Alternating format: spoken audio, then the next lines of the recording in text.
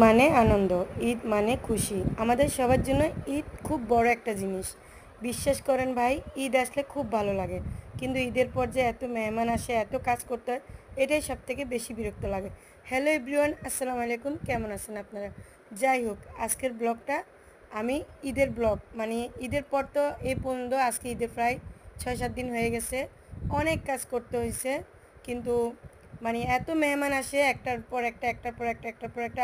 এগুলো কাজিন এমনকি বোনেরা যাদের নতুন বিয়ে হয়েছে, কোরবানি ঈদের 1 সপ্তাহ 10 দিন 1 মাস আগে সবাইকে দাওয়াত করে আসলে ভাত খাওয়ানো হচ্ছে। পরশু দিন 15 জনকে খাওয়ানো হয়েছে, আজকে আবার 25 জন দাওয়াত দেওয়া হয়েছে। তো কি কি রান্না করব সেটাই তোমাদেরকে আজকে দেখাবো। এটা হচ্ছে দেশি মুরগি।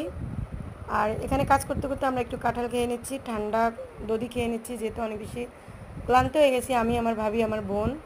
তো এই জন্য কি অনেক বেশি মানে এত কাজ করতে হয় না, মানে কি বলবো, এতগুলো মানুষ বাসায় রান্না করে খাওয়ানো, যারা কাজ করেন তারাই বুঝতে পারবেন।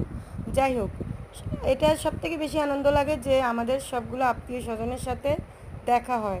এমনিতে সাধারণত সবার সাথেই দেখা হয়, কিন্তু ঈদের পর সবাই ফ্যামিলি নিয়ে ঘুরতে আসে, বেড়াতে আসে। এটাই আমার কাছে সব থেকে বেশি ভালো লাগে। যাই হোক, সব রান্নাবান্না আমি ঘুম থেকে ওঠার আগেই আমার আম্মু ভাবি সবাই মিলে করে ফেলছে।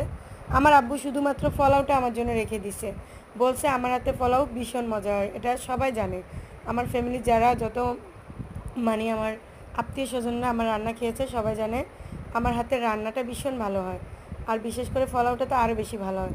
তো সেজন্য দেখেন এখানে 2 কেজি চাউলের পোলাও বসানো হচ্ছে, বসিয়ে দিছি অলরেডি। আমার পোলাওটা ফ্রাই হয়ে গেছে, যার কারণে মানে এখন শুধু বেরেস্তা দিয়ে নামাই ফেলবো। আর আব্বু বারবার করে আমাকে এটাই বলতেছে যে তাড়াতাড়ি ঘুম থেকে উঠে পোলাওটা তুই কিন্তু বসাবি, কারণ ওরা আমার ভাবি বা আমার আম্মুরা কেউ যদি বসাই দেয়, ওদের হাতে অনেক সময় মানে ভালো মতো এটা হয় না আর মজা হয় না।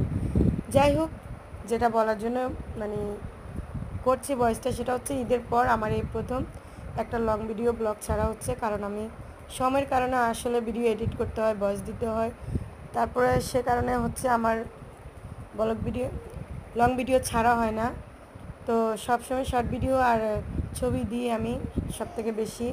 আসলে সময় পাই না, 2টা বাচ্চা, তারপরে নিজের সংসারে এত কাজ, তারপরে লং ভিডিওটা অনেক বেশি মানে এটা ফুটেক্স নিতে হয়, তারপরে এডিট করতে হয়, অনেক ঝামেলা। যাই হোক, টেবিলে খাবারটা সলভ করে দিলাম। এখানে ভিডিও করতে এসে দেখে অনেক কিছু আনা হয় নাই।